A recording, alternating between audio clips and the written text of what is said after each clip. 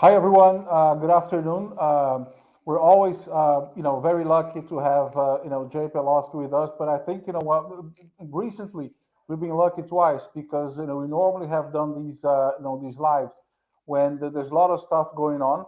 So it's a great opportunity, to have, Jay's, unique insights with us. So without further ado, let me hand over to him, and we will kind of start, with.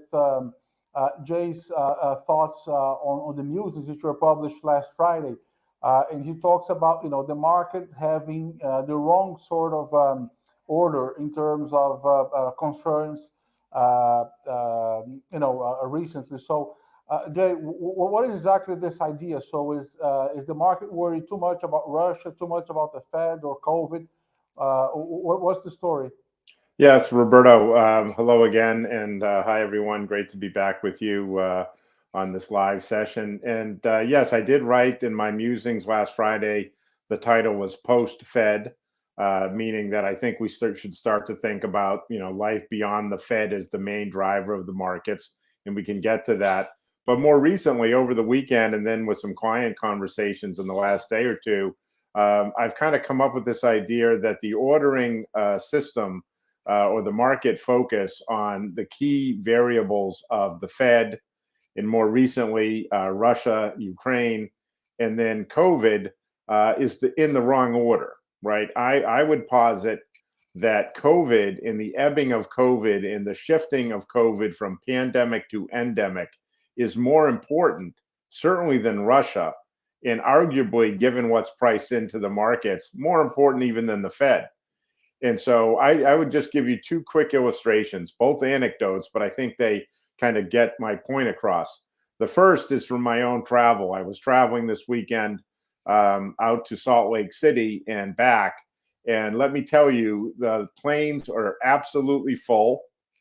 Salt Lake City airport last night looked like a sea of people.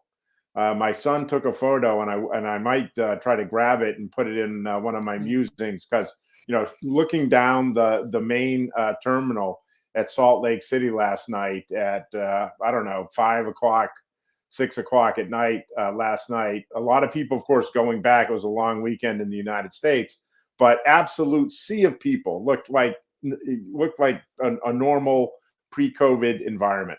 So plane absolutely full. The stewardess told us that they had actually upsized the plane from the normal plane that does that route because there were so many people. So that's anecdote number one. Anecdote number two is looking at the New York Times this morning. The Times has every day for the last year plus shown the number of cases in the United States. And today's number was 89,000 new cases in the United States. Less than a month ago, it was 750,000 new cases a day. So we're down by almost 90% in terms of new cases. So to me, the biggest story, and it's being completely undercounted, underreported, underfocused on by investors, is we are finally moving away from pandemic COVID to endemic COVID. And I think we're going to see a dramatic rebound in growth activity in the next couple of months, the next quarter, what I call the tactical period. And so to me, all this action about Russia, Russia is really a sideshow, in my view. It's a sideshow. Russia is a very small economy. Ukraine is a tiny economy. Worries about energy supply should be much less, given that we're moving out of winter, moving into spring. The worries about people freezing in their homes because they can't afford power and energy completely gone. And I think some markets are treating it like that. If you look at the bond market, barely moved. The 10 years at 195, the 10-year German Bund at 25 bips, virtually no safe haven bid. If you look at copper, if you look at the Australian dollar versus the yen, some of these global growth indicators, they're telling you that growth is the story, and yet it's being very underreported, very underaccepted by investors. And so to me, that's really the first thing I want to get out there to people is I think we need to refocus on COVID from the plus side. And the fact that we're going from pandemic to endemic is a significant factor as to why I think we're early cycle versus many people being concerned about being late cycle when they look at a yield curve flattening that we've seen over the last month or two. And then, as I say, I think Russia is a sideshow, and then we can get into the whole Fed. As I wrote on Friday, I think we should be starting to consider the post-Fed environment. Yeah, so why don't we start with the Fed? And because you particularly have a view that the market has already priced most of the Fed actions. So and I guess that's what you mean by by a post Fed world. And then it's always good to discuss your idea of slowing growth versus slow growth, Mm-hmm. And how and also your call for lower than expected, I mean, at least lower than what the market is saying, or lower than what the market is worrying about inflation over the next few months, and then we kind of move on from that.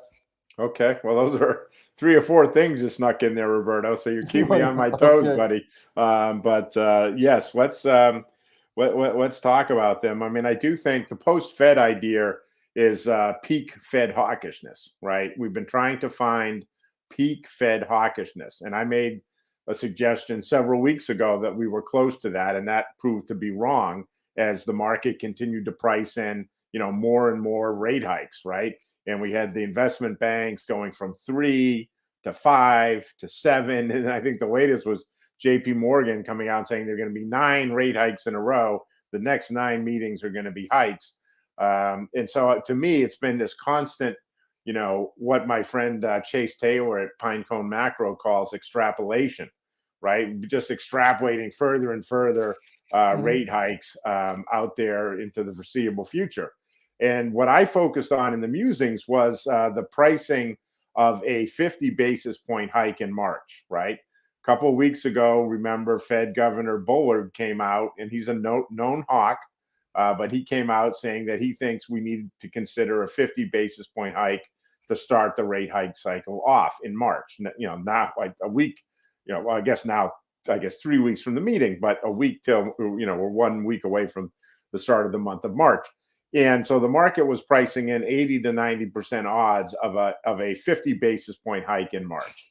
And now we're pricing in something like 30% odds of that. And that to me is what I'm using as suggesting that peak Fed hawkishness is now behind us. It peaked with that 90% odds of a 50 basis point hike in March. And now we're at 30. And I think we've passed peak Fed hawkishness. And so this idea, this extrapolation, as again, my buddy Chase pointed out in his work, extrapolation equals opportunity. And so I think there's an opportunity for investors to push back against that narrative of 7 rate hikes this year, 9 rate hikes at the next 9 meetings. I don't think the Fed is going to get anywhere close to that. I continue to think that we're going to see 2, maybe 3 rate hikes this year, and I think that's going to be it.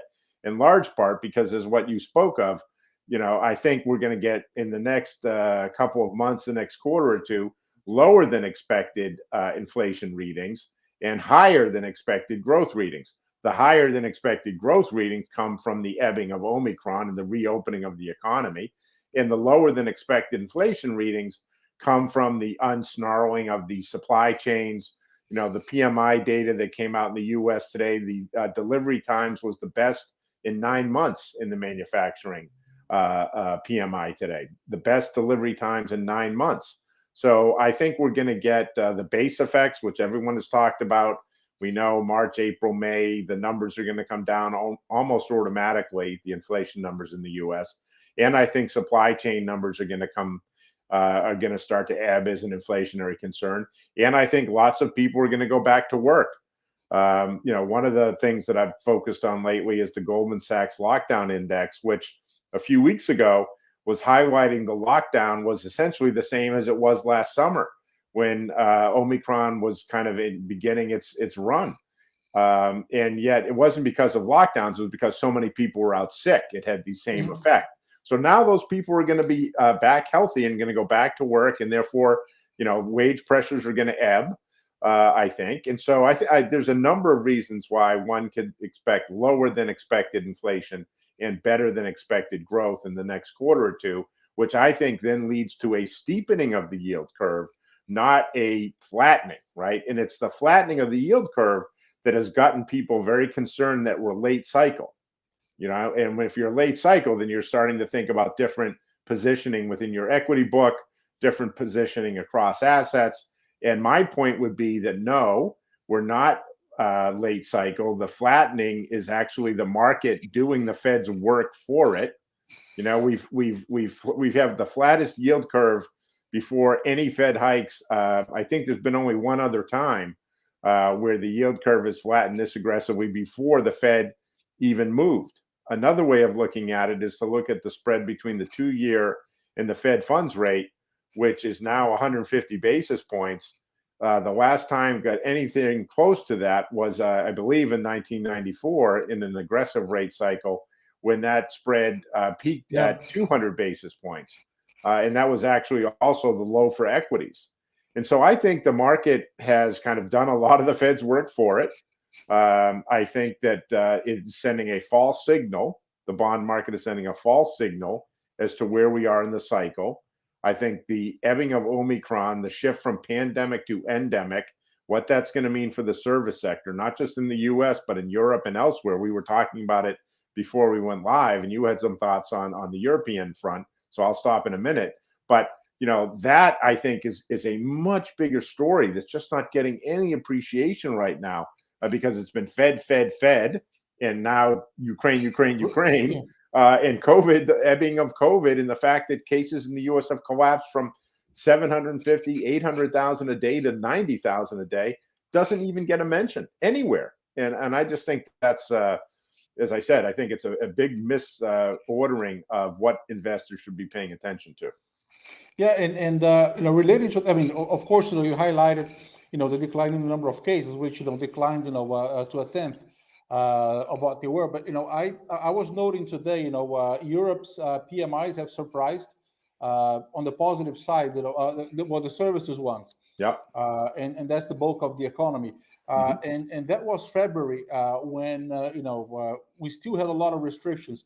So we have two things there. One is the point that you made quite a few times that every new lockdown, the economy adapts to it. So there's more remote work and people wear masks and that kind of stuff. But the point I wanted to make, and let me know your thoughts, is if that's where the PMIs were in February with restrictions, imagine what they're going to be in March, because every European country from next week onwards, they're simply doing away with COVID restrictions, to different degrees, but that's basically over.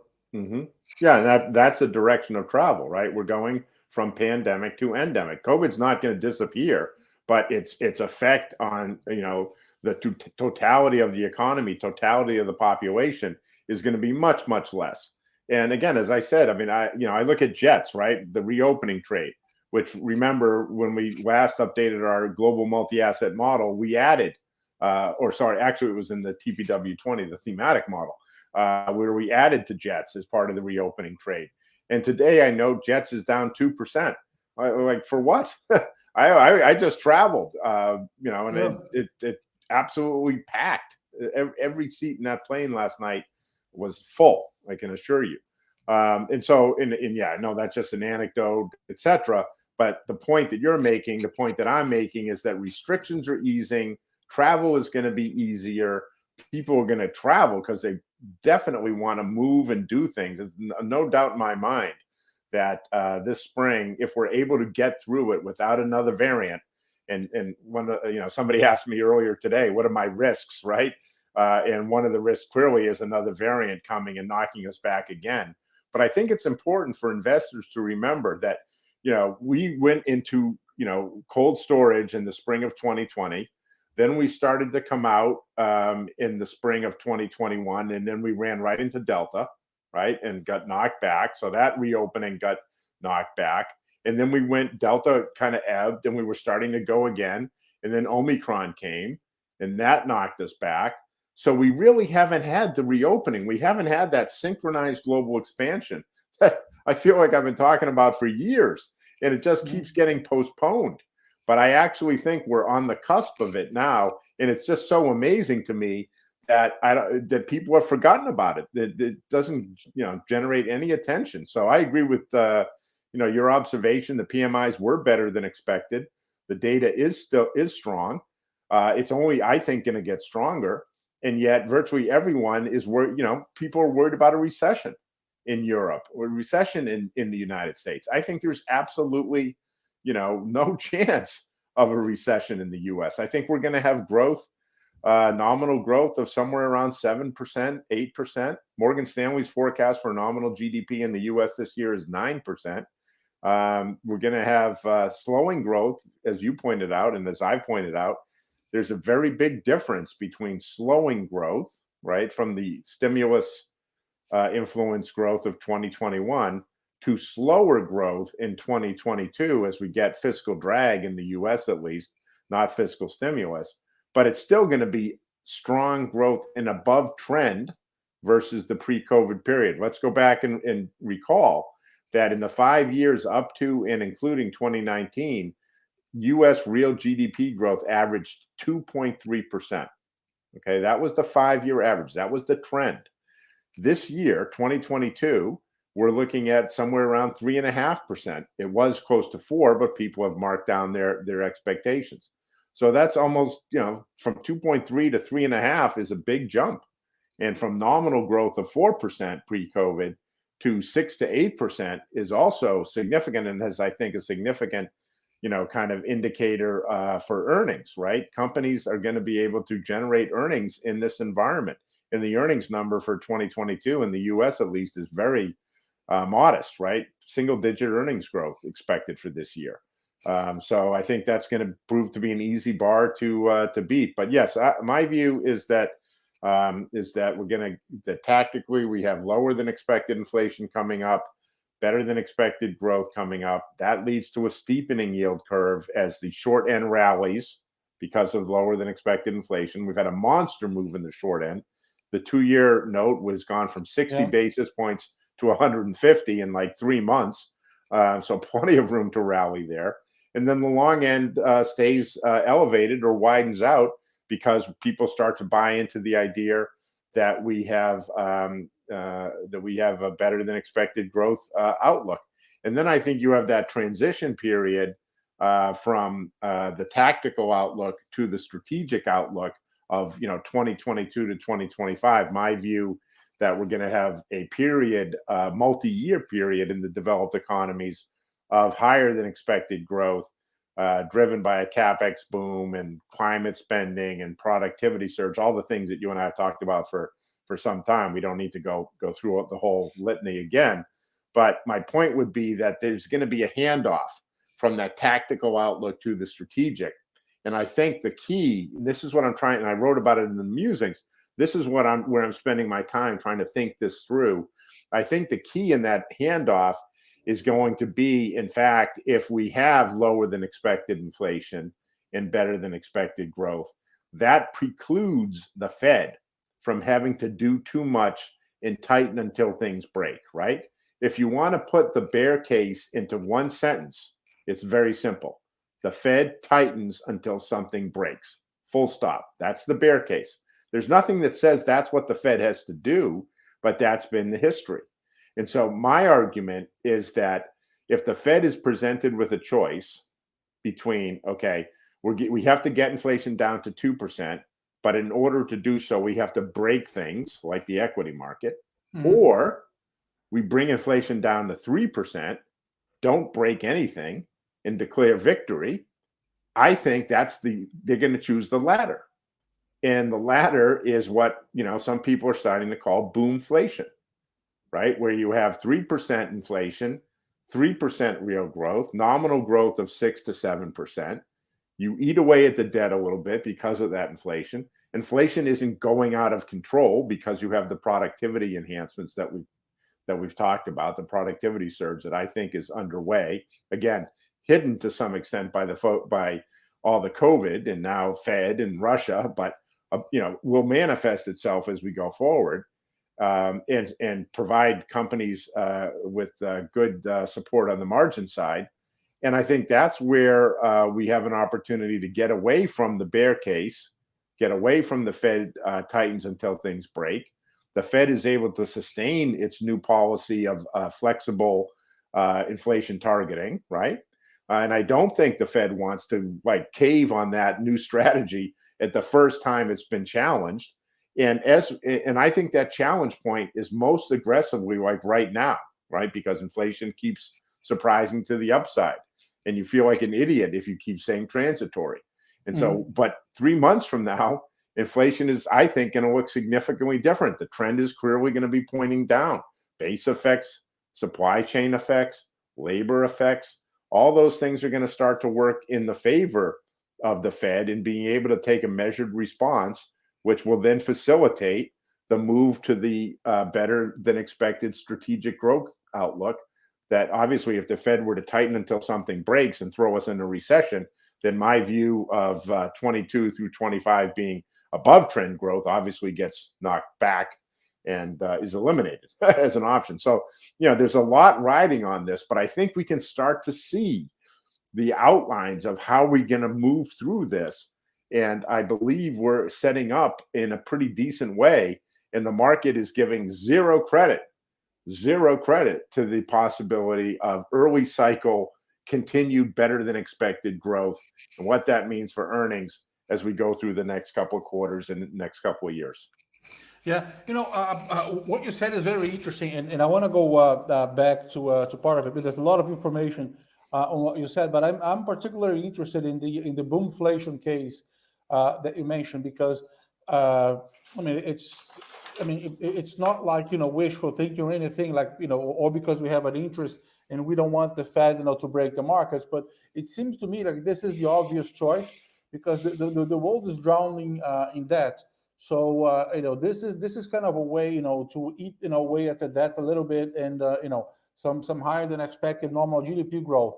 But in this regards, I mean, this should be the obvious decision from the Fed.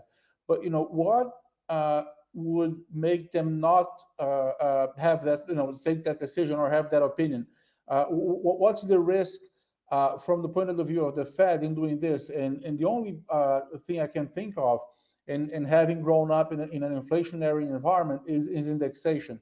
Is if this inflation mentality and people wanting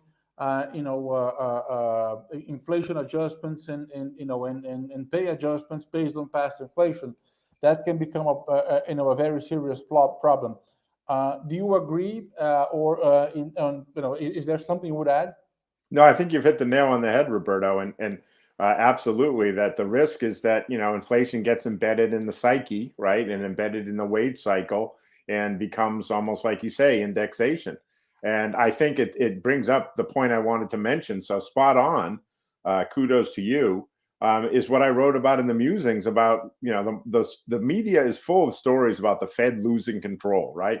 Yeah. And you have all these armchair quarterbacks, Larry Summers and Mohamed El-Arian and others, blasting the Fed from afar, saying the Fed has lost control, etc.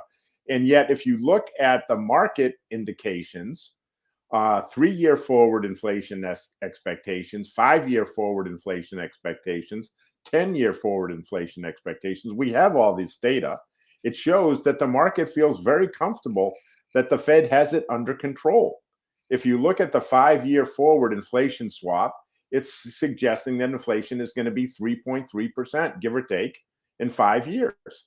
And so that's very different from this mantra that says the Fed has lost control and we have to tighten until things break. Well, if things are under control and inflation expectations, even on the consumer side, because, again, that's measured, right? We have every month, that's part of the polling that's done on the consumer. We have a sense of consumer inflation expectations, and they too are pretty well anchored around 3%. There's very little that suggests that has become unanchored, which would lead to, the fears that you just expressed. And so, again, to me, it's indicative of, so much of this is just a media frenzy. And that's why I say for investors, we have to start to move beyond it.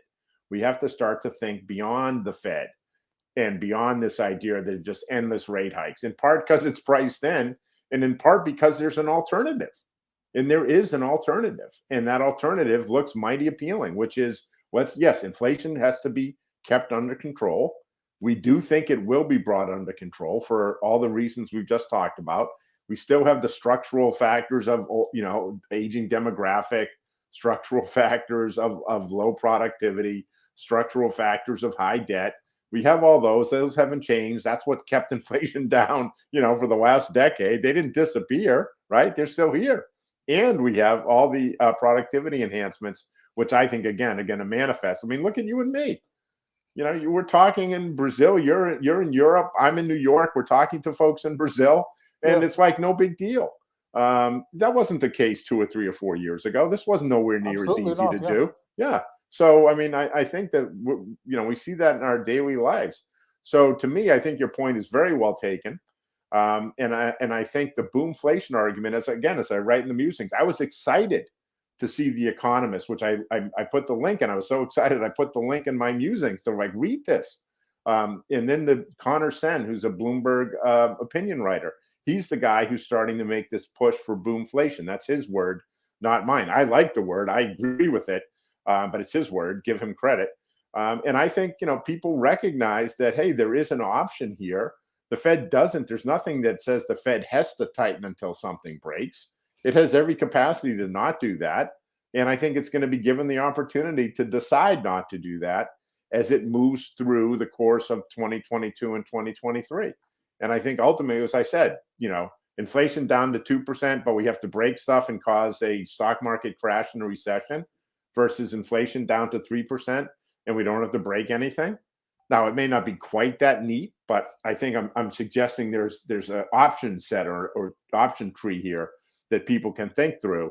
And I think that the decision is going to be, let's go for 3% inflation, gradually reduce the debt, don't break things. We have, continue to work on employing labor, continuing to work on inequality, and all the other factors that we've talked about. Again, the CapEx boom, the climate spending, the productivity surge, the global effect of this. It's not just a U.S. story.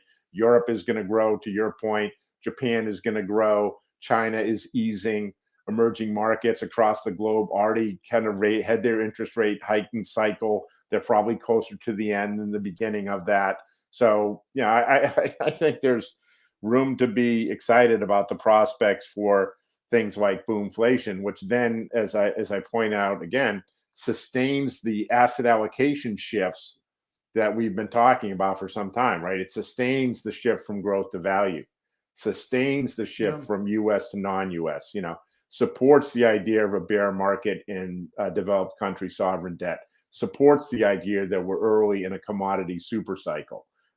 All these things are reinforced by this environment of a potential boomflation. And I think, again, the analog is the second half of the 90s, which was the last time we saw a U.S. CapEx boom, productivity surge led economy, which did have higher than usual wage gains, but not higher than expected inflation because of those productivity numbers, right? The unit labor cost, which is what people look at to ascertain wage inflation, does include productivity gains. And so that's what we can watch to see whether those things are getting out of line. And they're not. Unit labor costs in Q4 over the prior year were about 3 to 3.5%. I don't remember the number exactly, but I know it was right in that ballpark. That's not out of control. So you read about people at fast food restaurants being paid $13 an hour. Okay, great. So up from 8. Okay, way bigger than 3%, but that's not the whole economy. That's of course that's a fraction, tiny fraction. And before we move on to the next one, is we definitely talked about it, and you mentioned many times, this was way back on the Fed talking about average inflation targeting. So it does not mean that they need to go to target for this calendar year. We already know it's not going to happen. This can be, it was not just average inflation targeting, but also asymmetric inflation targeting. Hmm. Hmm. So, I mean, of course, as you said, they pay attention to the wealth effect, and they don't need to break things. It's like throwing the baby out with the bathroom water. Yeah, exactly. Yeah, and I think again, the Fed is not. I don't think the Fed is hawkish, right? I don't. This is not a hawkish institution. Bullard is a hawk, and I think he pounds his perspective in part to try and convince the other people on the committee that they should follow him. But I don't think the Fed wants to break things. I don't think this is. I think it's going to be a measured response, and the Fed, in my view, should be given credit for not freaking out and panicking under the pressure.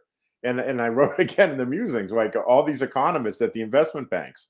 I was in those meetings at Morgan Stanley. You were in some of those meetings, and prior Yes. to starting own research, you know how it goes. These guys are getting pounded every Yes. day. How come your inflation estimate's so low? What's wrong with you? Your competitor just raised it. Raise your inflation target. Raise your rate hike number. And you just can see it. They're sitting around a table and they're getting pounded every week in the research meeting to raise their number. And finally they did. And then you have these inconsistencies like Goldman and JP Morgan and virtually every bank at this point. Their economists are saying, 6, 7, 8, 9 rate hikes, and their equity strategists are saying 10 to 12% upside on the S&P for year end. Those two are very inconsistent. If we have 7 rate hikes, I highly doubt we're going to have the S&P up 10% for the year. Highly doubt it. But yet you have these inconsistencies, and that's one of the benefits, right? One of the benefits of TPW advisory. I'm an independent guy. One of the benefits of own research, right? We're not a big house that has to jam everybody's view into one mix and then send it out to people. And so we can have different opinions and let people choose Yeah, for and themselves. what you said, illustrates very well, the dynamics on the sell side, and how it is, very much a popularity context, and it's if there's a trend, each one of the houses want to identify themselves as the one. It's either you heard it here first, or okay, I have the more an extreme view. So if I don't know, Morgan Stanley has 5 rate hikes, and then the next day Goldman is going to say, no, but I have 6, and Yeah, then someone else is exactly. going to say I have 7. If that's the direction of travel, so Yeah. and then it can get out of control. Yeah, 100%. That's why I'm saying we got to push back against that. We don't have to buy that. And Yeah, even if we, and even, and again, the other point is the market has priced a lot of that in. So whether we yeah, agree or believe it, it's kind of irrelevant, right? The market has already moved to price in those rate hikes. So it goes back to what Chase said at Pinecone Macro. Extrapolation, just keep extrapolating these hikes equals opportunity. So our job is to say, particularly if we don't agree with it, is to say, okay, well, this is presenting an opportunity.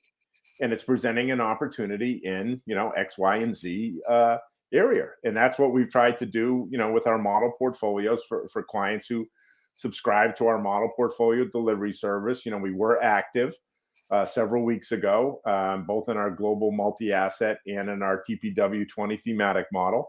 And, I can give some color on that if that would be interesting. But I do think that's exactly the right approach. Markets and investors have fallen over themselves to price out ever more aggressive Fed tightening cycle. And I think that's not going to be the way it plays out. And therefore, we should be looking at opportunities that are presented by the market pricing in that type of an environment. yeah. So and we it would be great, definitely to hear about this, and if you can share, some insights into the portfolio. But given that you said that Rush is a sideshow and a distraction, how should people read the news flow, and kind of what you know should they buy what Putin says at face value? How do you interpret the last events, and especially we talked about the 3 sets of scenarios, right? One is a peace agreement in some respect, answering to some of Russia's concerns. The other one will be kind of limbo, no war, no peace, and then the third one will be a full escalation.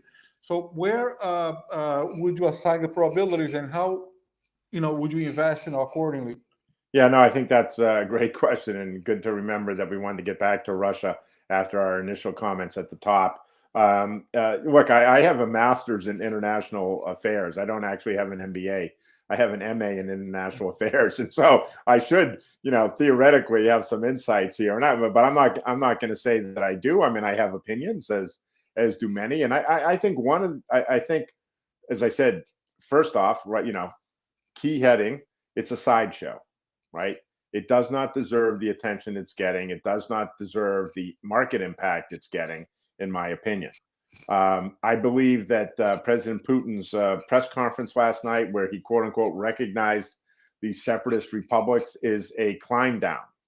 It's an off ramp for him, in lieu of not wanting to press the button and actually start troops and tanks and ships moving into the Ukraine. And I think one very underreported point that I believe is very powerful is the role of intelligence in his decision making. And what I mean by that is the U.S. has, in an unprecedented fashion, provided intelligence to the public about what Russia is likely to do. And this has clearly thrown Putin off his game, because we've basically been saying what he's going to do before he does it. And I think the subtle underpinning is that, hey, President Putin, we can share this information with the Ukrainians. We don't have to have troops on the ground to protect the Ukraine. We can give them this intelligence and make it very costly and very bloody for you in terms of Russian casualties to invade the Ukraine. And one of the things that Putin has not done is he has not prepared in any way the Russian population for large casualty numbers. And the invasion is not popular in Russia. The polling the polling is obviously limited and questionable, but it's pretty fair to say, from what I've seen, that there's very little appetite, particularly amongst the younger segments of the population, And they see themselves as brothers, right? I'm sorry? And they are brothers, right? They see themselves as brothers. Yeah, there's definitely right. There's definitely, and that cuts both ways. That's kind of Putin's argument, that they are brothers and they should all come back together. But there's also, yes, it's hard to gin up, mass enthusiasm to go, mow down, thousands of people who claim to be ethnic Russian, et cetera, et cetera.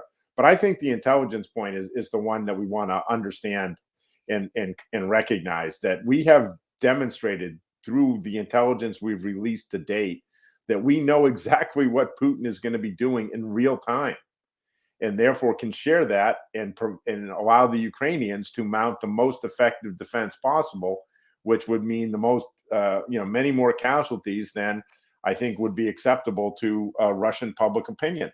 And so, to me, the press conference yesterday was mostly for domestic consumption within Russia, to show that Putin was the statesman, was making moves, was making decisions, was reaffirming Russian, might and role in the world, and without actually really doing anything, because Russia has effectively controlled these separatist enclaves, and they're really, in the scheme of things, Ukraine's a large country. These are tiny slices of Ukraine that has effectively been in Russian control since 2014.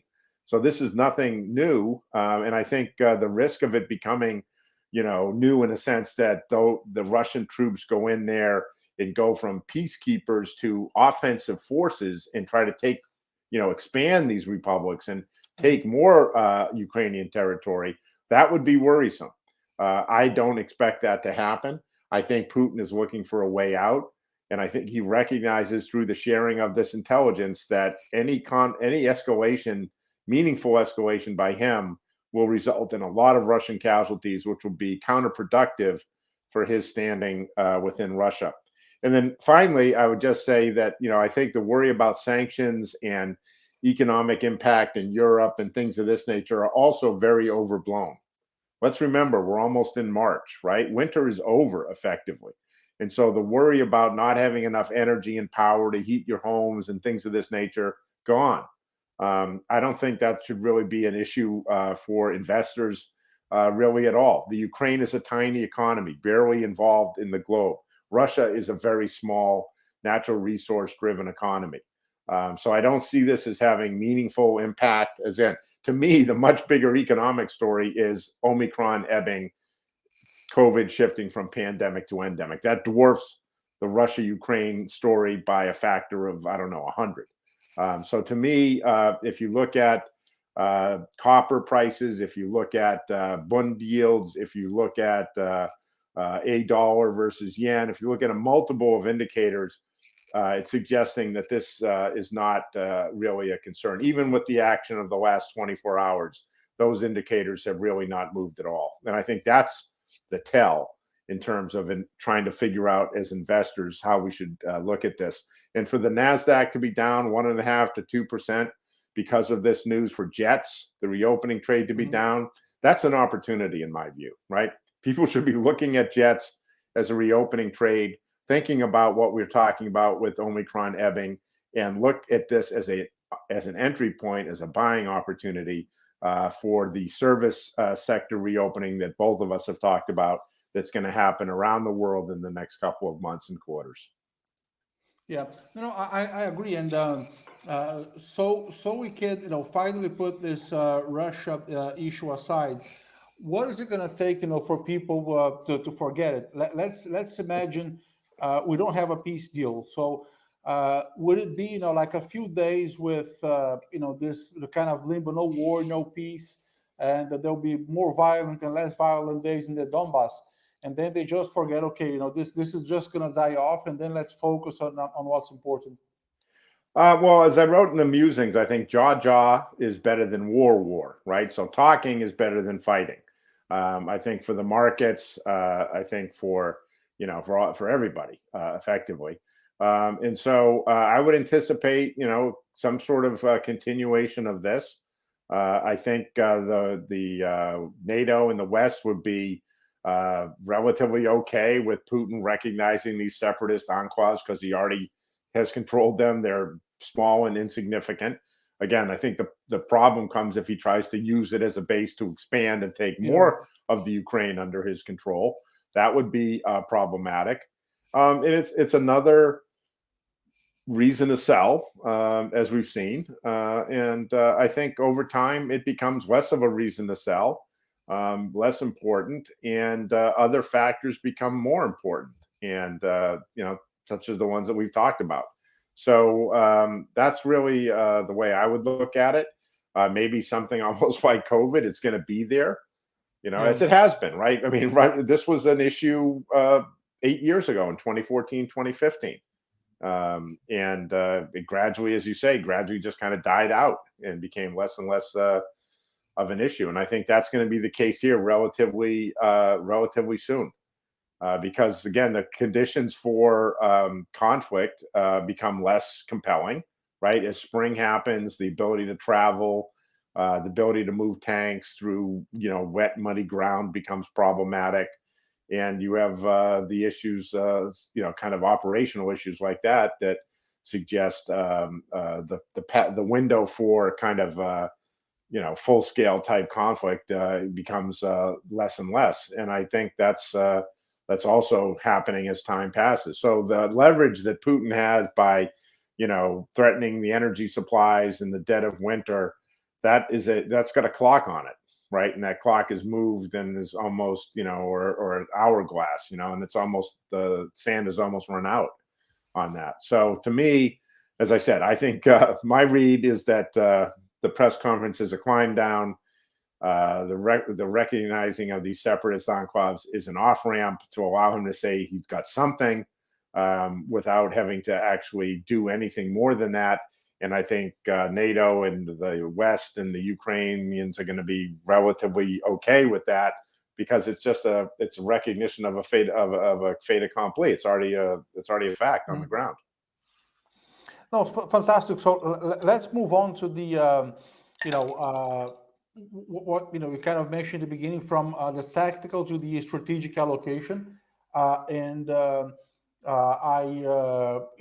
we did not talk about China this time. So Of course, because they were busy, for the last couple of weeks with the Olympics. Now the Olympics are over. So before, I mean, you can decide the order. So we can either talk about the allocation and the strategic, or you can throw in China at the beginning. So what should we expect from them now that New Year is behind us and also the Olympics are behind us? Well, I mean, I would start off. I would rather put China in the context of everything. Yeah, So let's do that. And I would start by saying, as I've said before, that I think the setup for the non-U.S. Equity outperformance is almost perfect, right? Near perfect. I'm not really sure I know what perfect is, but I don't want to say perfect because then, of course, it'll be wrong. But near perfect, right? If you think about the policy mix is much better outside the U.S. than inside the U.S. The U.S. is going to have significant fiscal drag. The U.S. is clearly going to have central bank tightening. And you contrast that with Europe, where fiscal stimulus with the next gen package is just starting to really come into its own this year and next. ECB clearly going to take its time tightening. I do not expect the ECB to tighten rates this year. That's now become kind of accepted wisdom also. I think it's wrong. And Japan has a massive fiscal stimulus that they're unveiling. And China, as we touched on, is easing, right? And I expect more easing to come. So when you think about the policy mix, non-U.S. policy mix for risk assets is much more appealing than the U.S. policy mix for risk assets. On top of that, you have the fundamentals of valuation and ownership being much more compelling outside the United States than inside the United States, right? Valuation clearly very compelling, significant discount. Again, mentioning China. China tech sells at a 50-60% discount to U.S. tech. China overall sells as a cheap valuation discount to the U.S. as it has in the last 20 years. So you have valuation, you have ownership.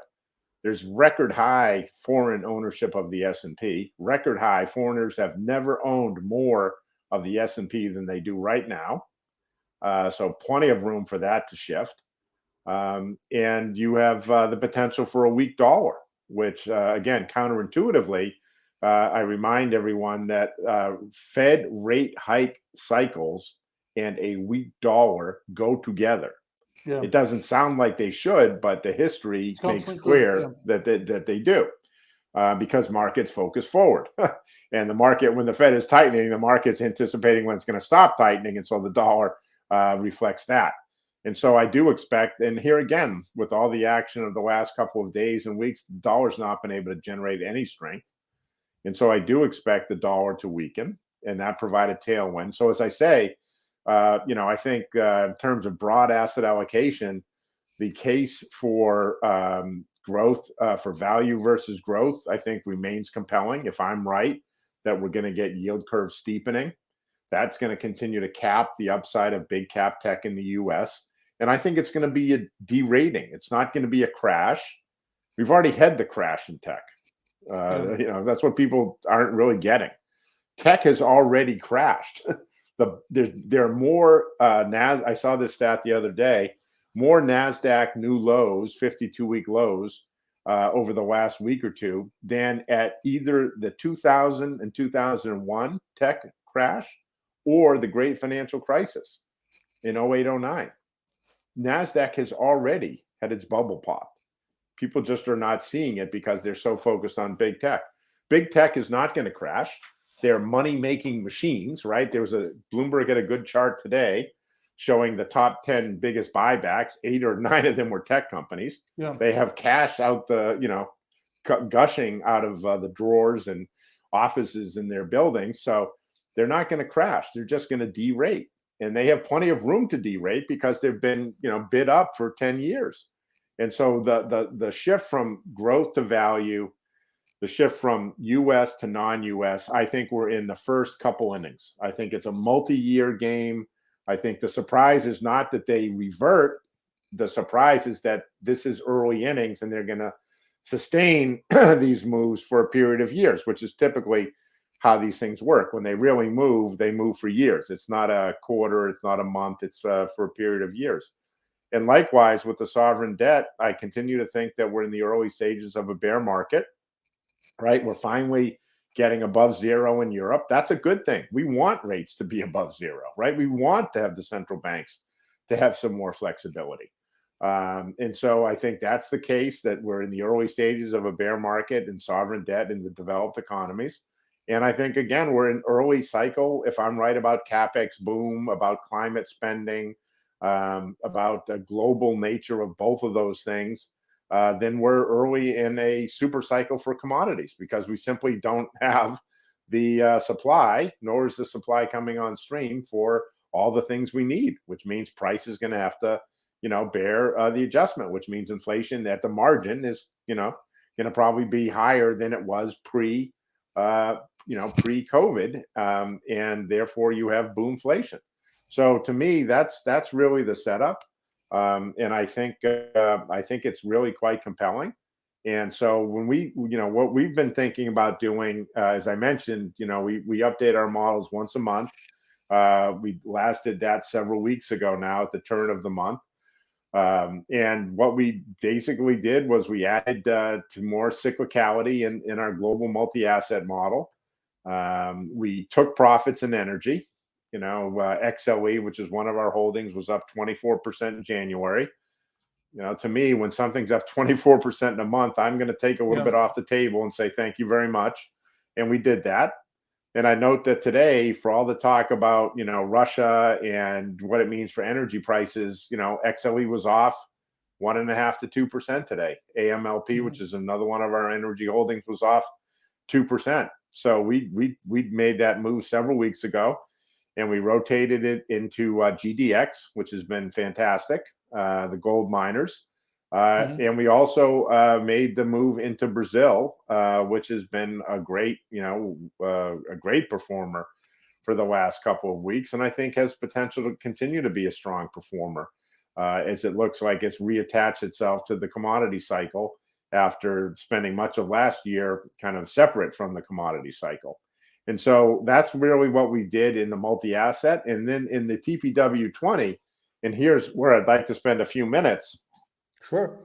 I think to me, the real opportunity set is going to be in the thematic space if I'm right about the strategic outlook. If I'm right that the next couple of years are going to be above trend growth years, if I'm right that we're early cycle, not late cycle, then the real opportunity at the present moment is in the disruptive tech, is in the ARC type space, is in the thematic space, which has been blasted and kind of lumped together with the unprofitable tech world. And so these things are all down 50, 60, 70, 80%, and are basically being left for dead. Or people are saying they've got to go down another 50%. People I know and respect are telling me that ARC is going to bottom at $25. And I actually made an offer with one guy who said that on a call. I think ARC is going to bottom at $25. And I said, well, I'll take the other side of that. And, no surprise, there was never a bet consummated. But I think that's the easy talk in today's day and age. Everybody loves to pound on Cathie Wood and ARC. And I think that's just wrong. And so at the end of the day, valuation fundamentals matter. And I just highlight that ARC peaked a year ago.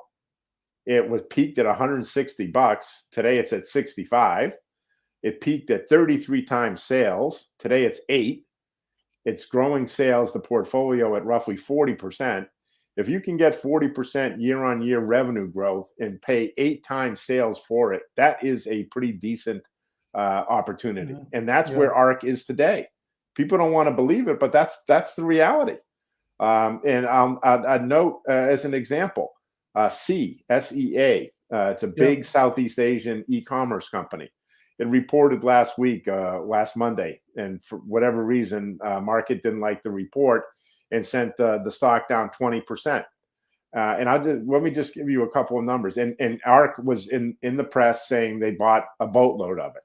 And Cathie Wood, just was like, oh, what a dope, what an idiot. Why is she doing that? It's going to zero, blah, blah, blah.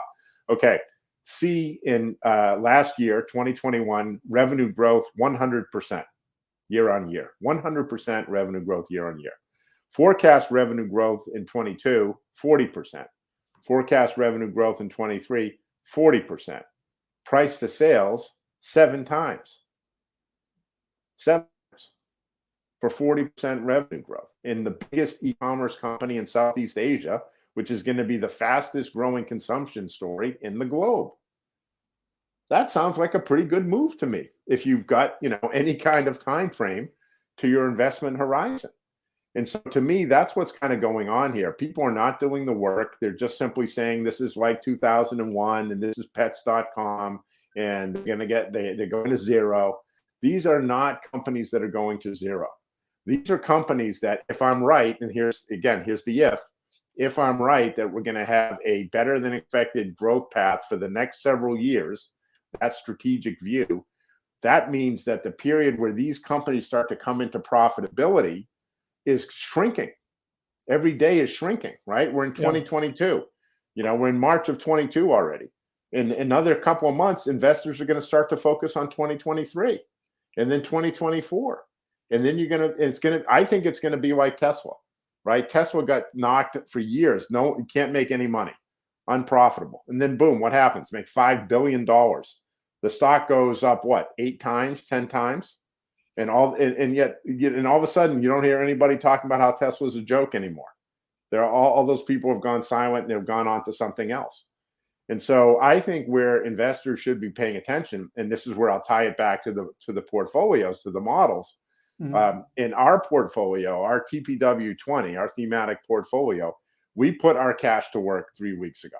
We didn't have a ton of cash, but what cash we had, we put back into the market 3 weeks ago. We bought across a number of different thematics, including reopening jets, as I mentioned, including some on the demographic side, some on the genomic side, things of this nature that I think are, have just been completely tossed out. And so if you're a long-term investor, and the clients of ours who are in the TPW20 understand it's a longer-term thesis, you have to be able to ride through some of the volatility. But right now, I think there's an opportunity where, again, the fundamentals, the valuations, the technicals, these things are washed out. The capitulation selling. I think as we get further away from January, we're going to look back at January of 2022 and say that was capitulation selling. That was just get me the heck out. I don't care. And as we move away from that, we're going to start to see that and move closer to that strategic outlook. And if we have the handoff from tactical to strategic of yield curve steepening, not flattening, then I think we will see that the opportunity set right now where people should be doing the work and prep and starting to figure out where do they want to dip their toes in, is in the thematic space and the disruptive tech space. And that also applies to China. And I'll wrap up here because I know you wanted me to touch on China. That applies to China as well. And China is, has been sold pretty aggressively. Valuation, I already mentioned, very compelling. The policy mix, the best policy mix of any major region in the world, right? Central bank easing, fiscal policy available. The China 2022 glide path, I think the Olympics kind of supports that thesis of ours, right? The Olympics went off fine without a hitch. Everyone was saying, oh, COVID bubble, zero COVID, no way. What happened? Perfectly fine. Okay, perfect, success. And so I think the China 2022 glide path thesis is intact. And I think we're going to get more news on this front in the next month. And March is a big, big government sessions, the 2 sessions and the run up to November's meetings. And I think we're going to see more in terms of the policy mix being supportive of risk assets within China and the opportunity set for people to participate in that is pretty good. And we'll get an early read in the next couple of days. Alibaba reports, I think, on Thursday. I've got that marked in my calendar. You can watch Alibaba, watch KWeb closely on that day to see how it reacts. But to me, the currency's strong. We continue to like fixed income. Remember, we have a full suite of China exposure from several different equity positions to domestic government bond positions, so domestic currency, renminbi exposure, to dollar-based high yield exposure, all throughout China. And the way I think about it, and I've had, again, a lot of discussions with clients over the last week or two, it's not bad that our portfolios have done reasonably well in this environment, and they have, with China not really performing as well as we would like, right? China's Yeah. down over the period that we've been really making this case, which is from, I'd say, November or so of last year. So it hasn't worked yet, but the fact that the portfolio has held up pretty well because of the non-US overweight, because of the cyclical value overweight, because of the bond underweight, commodity overweight, we've had things working, and that's allowed us to do okay, even with China not working. So the way I look at it is we have like reserve. China's our reserve. And when it starts to move, it's going to give us a tailwind in the portfolio. And we don't want to have everything. You don't want to have a portfolio that all moves at the same time in the same direction. Yeah. Right? Because when it starts to move in the wrong direction, the whole thing moves in the wrong direction, and you're screwed. Right? You've got to revamp the whole thing. So to me, I think that's an important consideration. And I still think the risk reward in the China play is very appealing on a relative basis. And so we're holding our positions there firmly. And as I said, we put our cash to work in the thematic space, I think in the beginning, early February. And that to me is where people should be doing their work. I think if you believe that the market has been overly aggressive in marking the Fed rate tightening cycle, if you believe that growth is going to be better than expected, that's where you want to be looking for your area of opportunity. And then if you don't, of course, then you want to sell it. And there are lots of people who do want to sell it. And I just finish on this note. One last data point. ARK, the short position in ARK are at record levels. Record high short positions in the against ARK. And so, that's where the market is, shorting the heck out of it.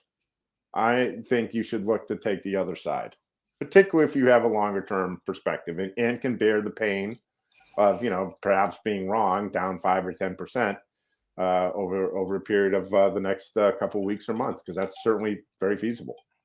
Yeah, no, and that's great to hear because, by the way, we have in our tech portfolio, we also have Alibaba, so we share these views. So, is it right, to summarize, we're over the mark, that, continue, keep going, and, especially with the, COVID ebbing and this reopening, finally, in, let's say March, April, and also remembering what you said about those being the best 2 months historically for value, we should be, putting Russia aside, look at that reopening and some rotation out of the U.S. So it looks like the stars are aligned, correct?